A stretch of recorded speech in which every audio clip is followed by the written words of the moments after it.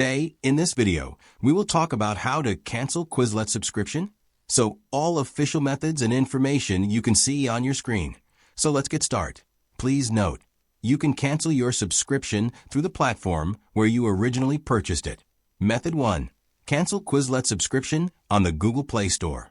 Open the Google Play Store app. Tap the menu icon in the upper right corner. Go to Payments and Subscriptions and then Subscriptions.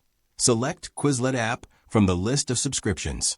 Tap Cancel Subscription at the bottom. Choose a reason for canceling. Then tap Continue. Tap Cancel Subscription for confirmation. And follow the prompts.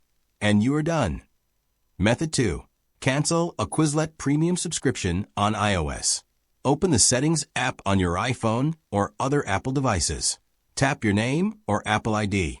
Tap Subscriptions. Select Quizlet app from the list of apps. Tap Cancel Subscription. And follow the prompts and you are done. So by using this method, you can easily cancel Quizlet app subscription. Hopefully this video will helpful. If you have any questions, please make a comment. I will reply you soon. Thanks for watching this video. Bye-bye.